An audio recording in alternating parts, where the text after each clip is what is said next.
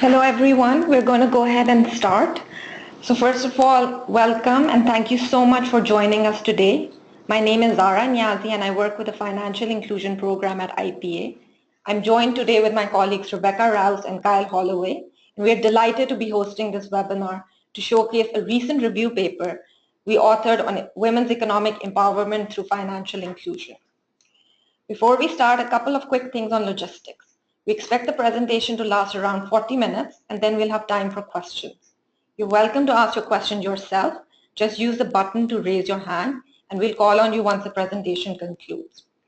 Alternatively, please feel free to send your questions to us throughout the presentation by typing them into the question box on your screen. First, let me start by giving a brief overview of who we are and what we do at IPA. IPA was created in 2002 to discover and promote effective solutions to global poverty problems. IPA works across sectors and in multiple areas of development, ranging from education and health to social protection and post-conflict. The Financial Inclusion Program, where me and my colleagues are working, as the name implies, focuses solely on issues related to financial inclusion. We do so by partnering with researchers and financial service providers to design and test behaviorally informed programs and products that encourage healthy financial decisions among the poor. To tell you a bit more about how we work, all of IPA's work has 5 stages. The first step is to innovate. This is where we work with partners to generate new ideas, products, or services. Once we have honed on a particular product or service, we test. And we use an impact evaluation methodology called the randomized controlled trial or an RCT. Once we have found a product policy to be successful, we will replicate. What this means is that basically we'll repeat the experiment in different contexts to make sure results are robust. Another key goal for IPA is to communicate the results to a diverse audience through events such as this one, to help practitioners and policymakers pick the most effective product and program. And lastly, we help scale up the effective programs. So today we'll begin by providing you with a brief overview of how we define women's economic empowerment and how we think financial tools can increase women's economic empowerment and what are some of the commonly stated gender-based barriers. We will then move on to a more in-depth discussion on what we can learn from research on financial products, focusing specifically on savings and payments. The one thing that we would like you to take away from this webinar is how we can use research to learn and design more effective financial products and services, and to move the conversation beyond the one-size-fits-all model to actively think about how we can design financial products for women that address the specific barriers women face. So how do we define women's economic empowerment? And what are the outcomes that we look to measure? While there are multiple ways to define women's economic empowerment, this definition used by ICRW, I think, sums it up well. A woman is economically empowered when she has both the ability to succeed and advance economically and the power to make and act on economic decisions. So we can break down the outcome by a woman's ability to manage risk and smooth consumption, especially in the face of shocks, her ability to make productive, profitable investments in her business as well in education and health for her household, and her having greater control not only over her labor choices, that is where she works and when she works, but also spending decisions within the household. That is how she spends her income. With that in mind, we now turn to what the link is between financial inclusion and women empowerment. There are a number of studies that have shown that women have much to benefit from financial services and products and have found positive impact on the key outcome measures we mentioned in the earlier slide. For example, a study from the Niger found that by providing digital payments of government transfers to women gave them more control on household decision-making. Additionally, studies from Nepal and Chile find that by providing women with simple access to savings accounts help them smooth consumption in the face of economic shocks. We're going to go over a lot more studies during the course of the presentation. So while we see the evidence that providing women with effective and affordable financial tools to save and borrow money, make and receive payments, and manage risk is critical to both women's empowerment and overall poverty reduction, why is that we have not seen significant gains in financial inclusion for women, and the gender gap still persists? According to the latest Global Findex, the gender gap measured in terms of account ownership remains at 7 percentage points, with it going up to 9 percentage points in developing economies and as high as 18 percentage points in South Asia. To examine this question and to examine the gender gap in financial inclusion, we need to consider the fact that the path to greater women's financial inclusion is dependent upon the creation of a more gender-inclusive financial system that addresses the specific demand and supply-side barriers faced by women, supported by an inclusive regulatory environment. So what are these barriers? This table lists some of the most commonly stated demand and supply side as well as legal and regulatory barriers that women face in accessing and using financial products and services. To give you a few examples, on the demand side, this can be something as basic as the lack of assets for collateral, which might limit a woman's ability to take credit, or technology barriers such as lower rates of cell phone ownership among women, which will limit their ability to benefit from digital financial products, or to the fact that a woman might face social constraints that lead to her having lack of control on spending decisions, something that a lot of women face but is a difficult barrier to address and is usually not taken into account when designing financial services and products. On the supply side, the fact that there is a one-size-fits-all approach and there is a lack of gender-specific products which lead to lower usage by women.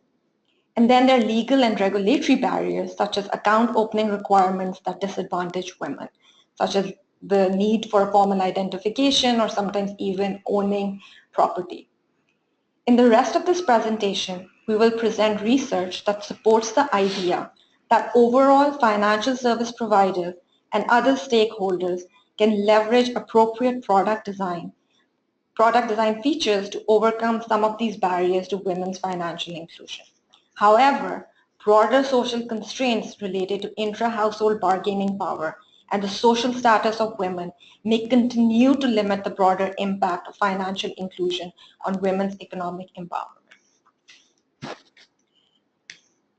So today, as I mentioned, we will focus on what current research tells us on how we can design financial products that can enhance women's financial inclusion and increase women's economic empowerment. While the review paper, which I would strongly encourage you to go through and is available on our website, looks at savings, payments, credit, and insurance products. For the purpose of today's presentation, and also not to overwhelm you with information, we will focus only on savings and payments products. I will now hand it over to Kyle to walk you through the current evidence on savings and payments and how we can use the evidence to design better products for women and also talk about what are some of the remaining questions. Thanks, Zara. Yeah, hopefully I will not overwhelm anyone with evidence, but we basically would like to focus our discussion around two streams of financial tools and kind of show some of the links in which those financial tools can help women overcome some of the barriers that that Zara talked about in being able to achieve greater economic empowerment. And so we want to highlight just a few of the studies here, and there are many more ongoing that our affiliates and others are doing. But we believe that these tools can be effective ways for women to increase their economic empowerment. So we'll start with savings, and we're going to talk about kind of three kind of areas in which design features which address some of the specific barriers that women face can improve savings account ownership and help women save more. So we're going to talk about removing barriers to entry, talk a little bit about accessibility and control, so features that increase accessibility and control over funds, and then also some devices such as commitments that can help women have greater control and agency over funds in the household. So kind of first of all, talking about some of the barriers that women face, Zara kind of outlined some of those in the table, and oftentimes we do see this gap in account ownership between men and women, and part of that has to do with the cost and also the regulatory barriers or legal barriers that women face in owning an account. And so we've worked with some researchers to design some innovations to bring the cost of those accounts down to see if they increase the take-up of those products, and then in turn does the ownership of that product have an impact on welfare and household outcomes. And so in Nepal, we worked with a group of women living in slums and offered no-frill, low-cost accounts to those women. And that led to a tremendous take-up of those savings accounts. So 84% of women opened accounts, and the use was also quite high. So 80% of those owners of those accounts made 2 deposits in the first year. And so while there wasn't necessarily evidence in this kind of, again, looking at the welfare impact is what we want to focus on, not just, are we able to sign people up for accounts? We weren't able to see an increase in assets as a result of owning those accounts, but women in that treatment group did increase their spending on education and diet diversity within the household. And then also exciting, kind of thinking about looking at longer term impacts of these types of interventions. Some follow-up research that these researchers did found that access to these accounts, these no-frills accounts, led to an increase in schooling levels amongst the daughters in the households, and also helped households better respond to health emergencies. So they were able to cope with economic shocks. So we did see that offering no-frill, low-cost accounts were a way to increase the take-up of savings accounts, so to overcome some of those barriers, but also that led to downstream impacts for women and the household. With that in mind, however, we do want to think about what are some of the potential unintended consequences of lowering cost or increasing accessibility, and kind of shift the conversation as well towards kind of that increase in access to making sure that the access is designed in a way that can help women. And so one of the studies that kind of helps frame that conversation a little bit is a study that was done in Kenya by Simone Chainer, where she tried to increase account access by providing free ATM cards to households. And this reduced the withdrawal fees and increased account accessibility for households. And so, overall account use went up.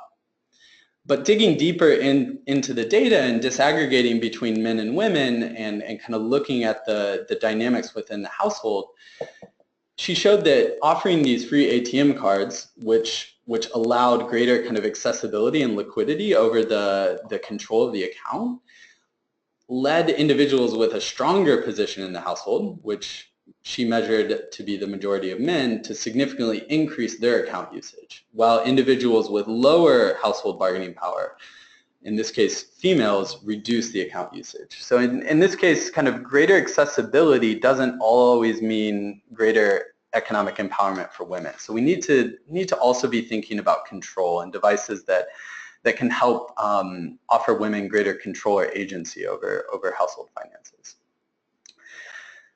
So there, I think, are a lot of things being done by researchers to try to look at this more, and we'll discuss a few of those in the payments section. But I wanted to kind of key in on one and talk about some of the kind of continuation of this work. And so one option is a commitment device. So commitment devices are things that can help individuals address behavioral and social obstacles by setting them, kind of putting them in a contract with their future self. So it's a mechanism that can help individuals save according to their self-set plans by reducing their ability to access funds in this case. But it could also be used in a variety of other contexts, but we're going to talk about it in terms of finances. So we ran a study in the Philippines, and this was not a kind of gender-motivated study, but led to an interesting gender outcome, in which we offered a savings product to individuals at a commercial bank that allowed them to prevent themselves from accessing funds until they had reached a certain goal. And that goal could have been an amount of time, or it could have been a certain amount of money, and that was decided by the client. And providing these individuals with the option of using this commitment feature led to a tremendous increase in their account balances. And that's compared to those that had the option of the normal account. And that's exciting, but maybe even more exciting and definitely relevant for today's talk is that not only is there this aspect of protecting money from kind of yourself, so falling into the temptation of present bias, but also the ability to potentially protect your funds from other competing forces, either within or outside of the household.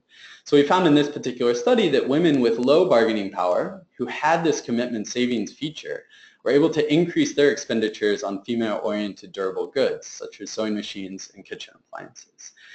And there's a lot of interest in kind of taking this piece forward and thinking through what is the appropriate level of commitment.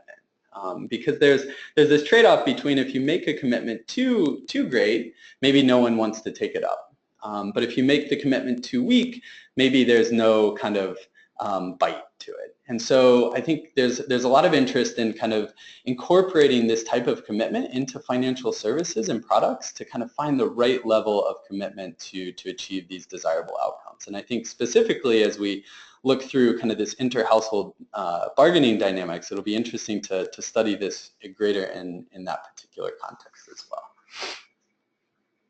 So a few open questions and opportunities around kind of the savings stream of work. I'm just going to list a few here, and it would be interesting if people have more questions about this or this could lead to future discussion. But we'd really like to push researchers to understand how interventions can be targeted at different points in a woman's life to maximize impact. Also, women make use of informal savings groups a lot, and there's been a lot of work to digitize those informal savings groups. But we want to be careful about that. How can we kind of preserve the mechanisms that make these effective tools while also taking advantage of some of the benefits of digital innovations in terms of cost savings and convenience? So also, how can we kind of tweak that control level to kind of find the right balance between inter-household bargaining power in the long run, and can these changes create positive spillovers in other areas? So looking at kind of the control and agency issue in a little bit greater depth.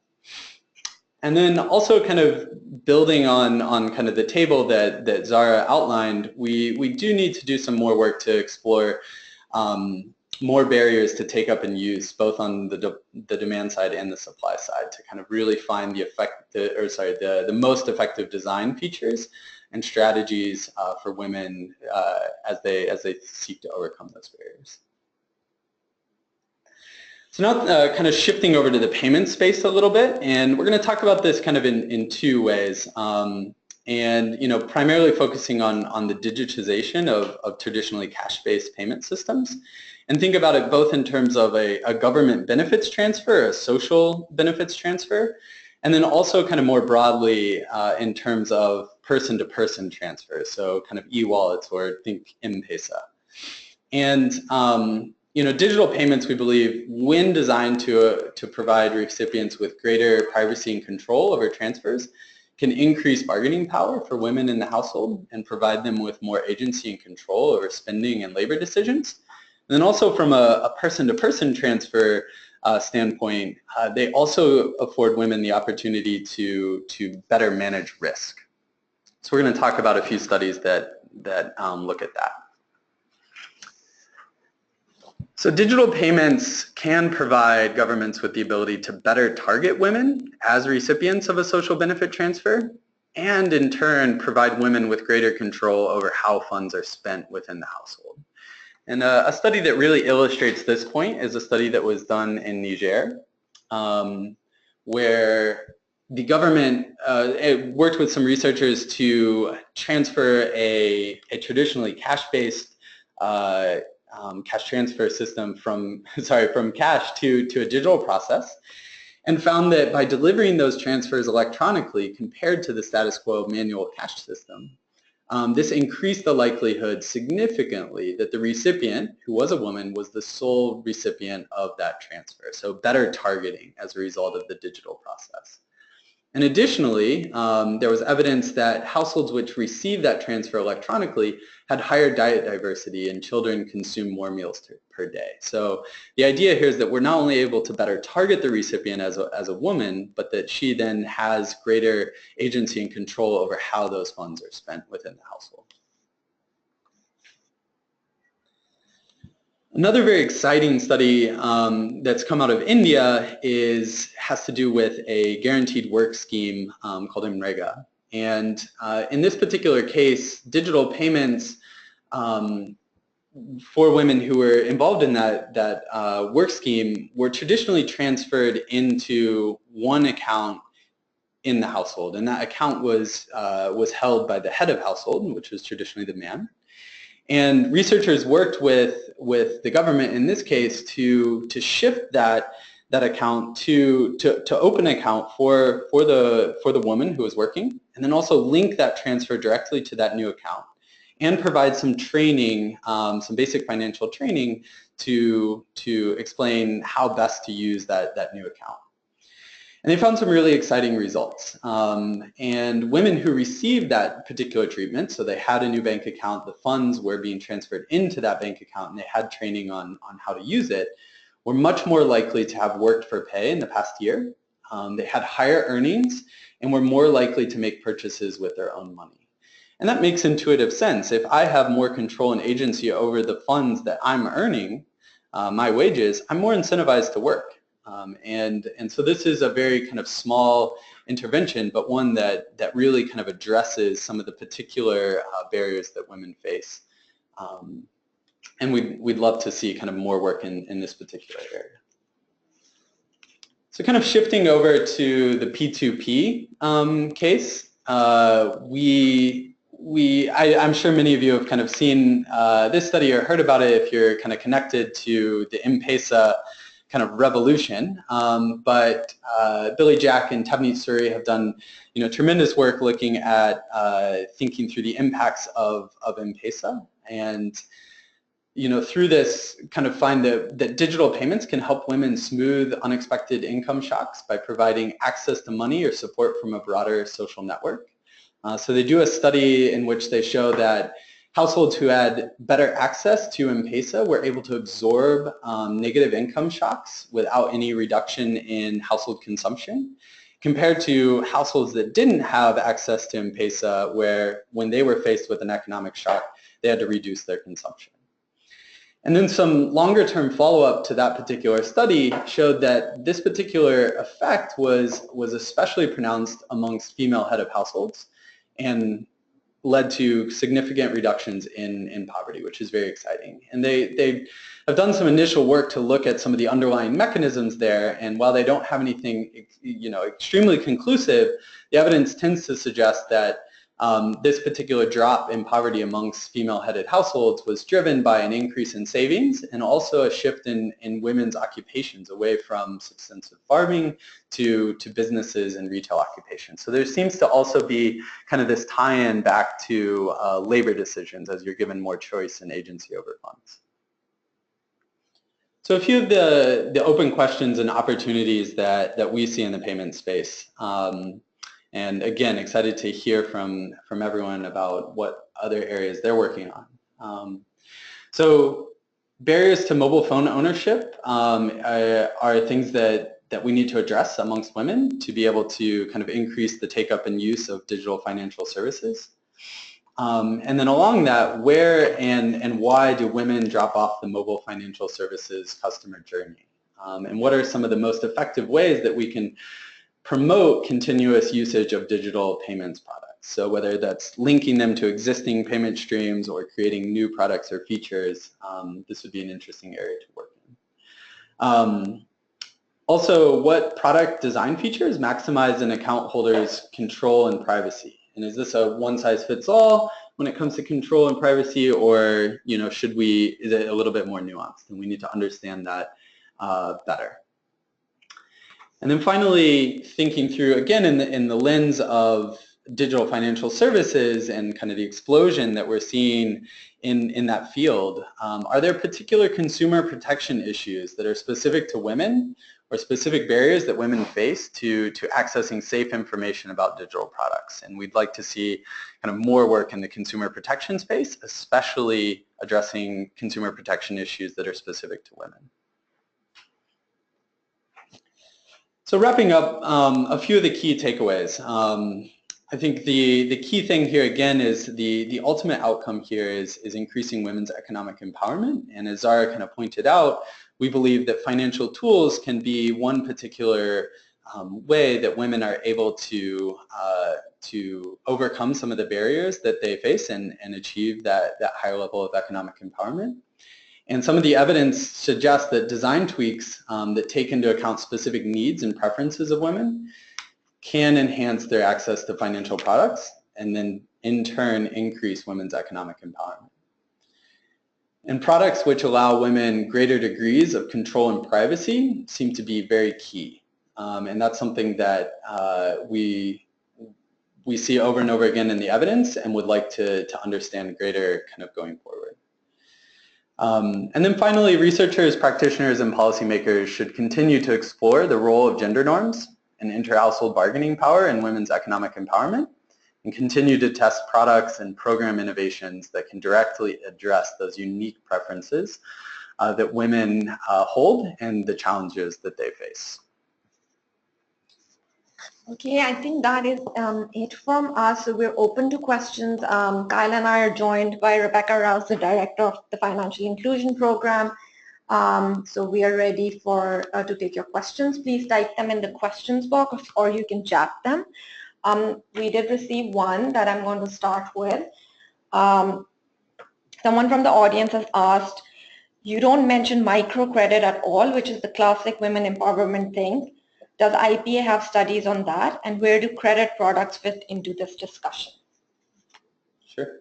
Yeah, no, that's a great point. I think Zara mentioned in our particular paper, there's a discussion around credit and insurance as well. And kind of in the traditional kind of look at credit, there was kind of a series of studies done looking at the impact of microcredit on women, and for the most part, found that the impact of microcredit on women and women's economic empowerment was pretty low. It seems that credit was not leading to higher incomes. It was not leading to more productive investments in businesses. And so the question kind of turns from not why doesn't credit work, but how can we make it work? Mm-hmm. What are some of the ways that we can redesign microcredit in a way that better addresses the specific needs of women? And Erica Field and Rohini Pandey and some of their colleagues have done a lot of work looking at this. And one of the things that they've looked at is kind of addressing some of the specific barriers, whether that's creating grace periods to create more flexible repayment options for women that allow them to make productive investments that don't need to be repaid on a weekly basis. But also thinking through how can credit products be redesigned to provide a little bit more control or agency over the funds that are borrowed, because they have done some work as well that shows that when credit is taken into a household where both the man and the woman have a business, the credit seems to flow to the man's business. And while that might be rational in the sense that maybe the business owned by the man in the household is larger or seems to be more productive, what are ways that we can help the credit stick with the women's business? And so I think there's quite a bit of work that needs to be done to kind of address some of the initial failings of microcredit and kind of redesign it to better suit the needs of women. Okay, we have another question from Lauren. Things like EcoMobile are great, but how can we ensure validity of data when using mobile responses to surveys, etc.? Does in-person surveys lead to better data when trying to address or assess needs via mobile? So I think the question is more like, and I'm assuming this relates mostly to women, on like whether mobile surveys are better than paper surveys. Yeah, I think it's an excellent question. I think when doing research, the way in which you collect information, it's very important that match the both the outcomes that you're trying to measure, but also the population in which you're trying to measure it. And otherwise, if those two things are not orthogonal, then you're going to lead to bias in measuring the outcomes. And So yeah, I think with any research project, it's important to kind of pilot those particular data collection methods and ensure that you are capturing the information correctly and that you're not inducing any bias in the sample. I think there's also kind of a greater need to disaggregate data when doing research. I think a lot of times we do see some particular research studies conducted and then kind of after the fact say, oh, it would have been really interesting for us to look at the differences between men and women in this particular population. And so we're really trying to encourage researchers and work with them to ensure that they include those measurement techniques in the process. And also we're kind of putting together a measurement conference with several researchers and kind of the greater kind of research community to look at measurement techniques for gender outcomes. And just to add to what Kyle is saying, something that we mentioned as a key barrier for women is the lower adoption of cell phones and technology in general. So just using that technology to survey women might bias the results in that. So maybe we really need to actively think what is the best way to solicit responses. And we're still, I think there's still a lot of learning that needs to be done about how to deploy mobile surveys. Okay, so I have another question. Can you comment on how assisting women in the manner you've described can impact the ability of the entire household to move out of poverty? That is, how does assistance to women bring benefit to the entire household?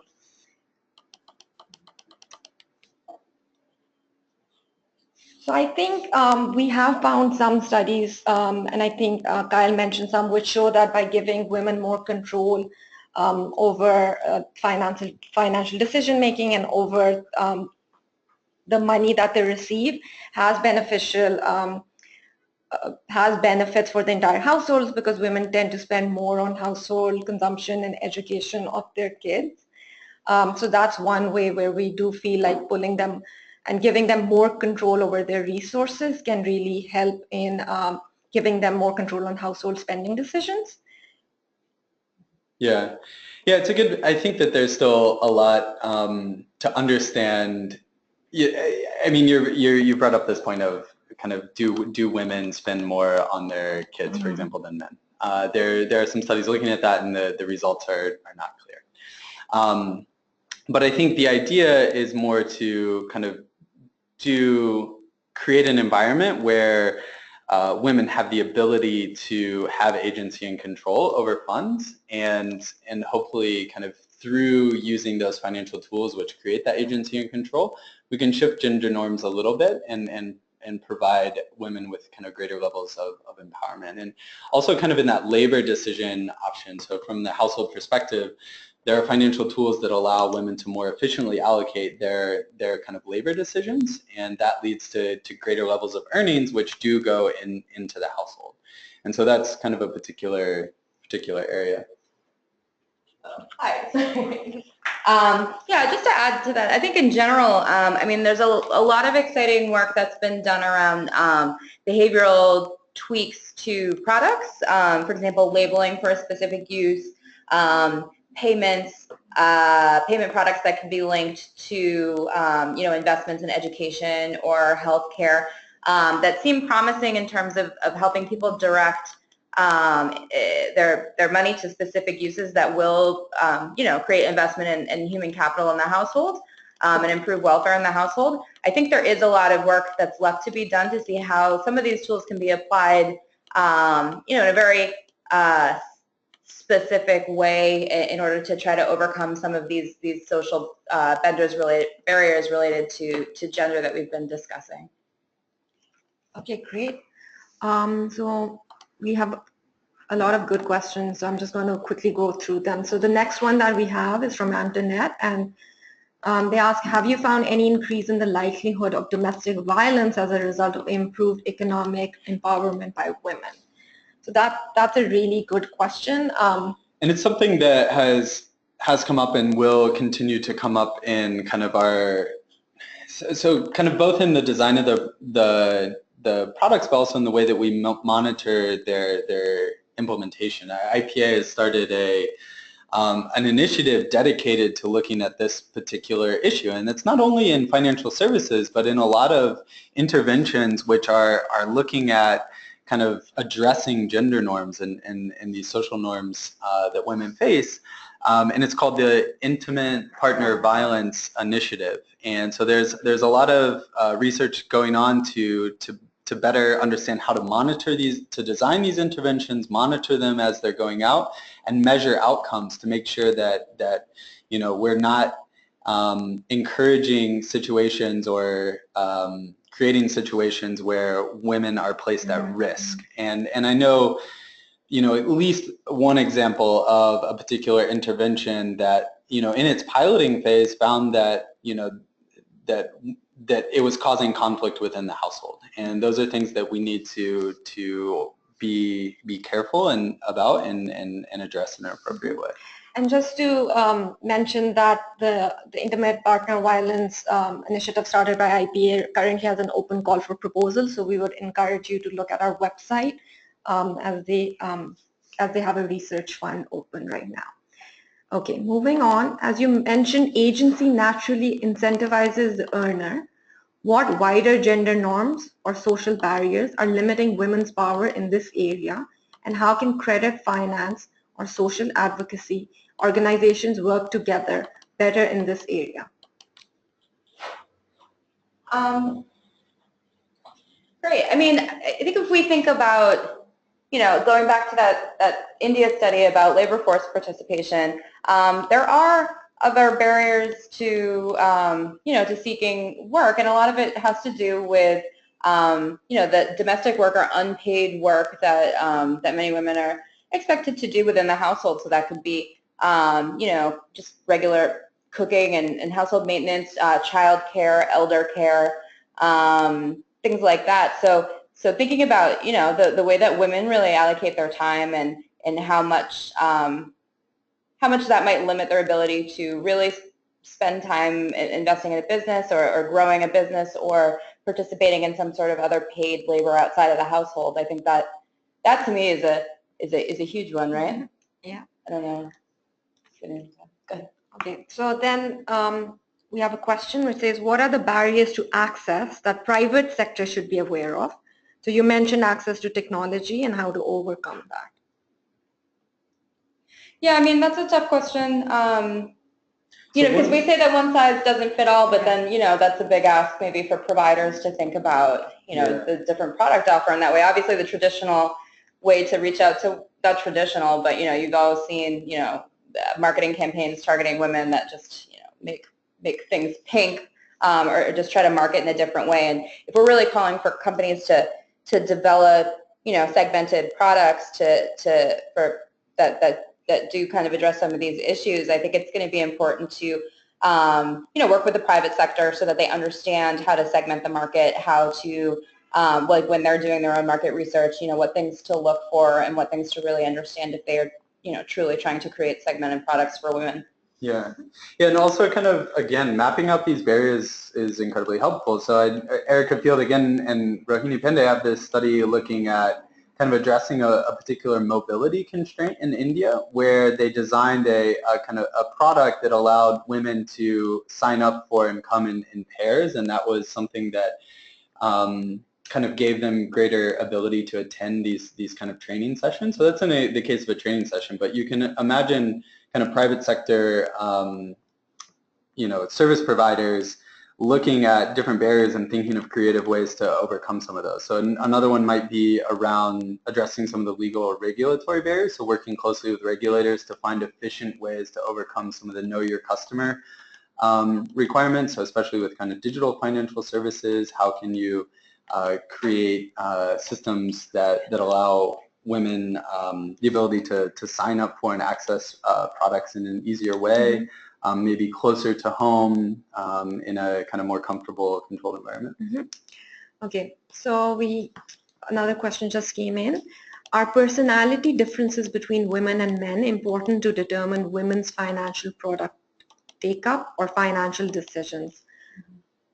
I would say, I mean, we all have the same, behavioral biases. Well, not the same, but, there's the same sets of biases pop up throughout the world in everybody, men or women, right? So procrastination, how risk averse somebody is, things like that, right? So, I mean, I don't know, Kyle, maybe if there's anything that's like addressing differences, like if we see that like women might trend a certain way versus men in terms of risk appetite and things like that. My guess would be no. And so, I mean, that's just another layer of, of segmentation and understanding. Some of these things like commitment devices and labeling, those are really attractive product options for people who might recognize that they have self-control issues or, need extra help to reach a long-term goal, like many of us do, So some of those things, I don't know if they're necessarily gendered, but they do definitely factor into the decisions that women and men make, and decisions and also the actions that they take. Yeah.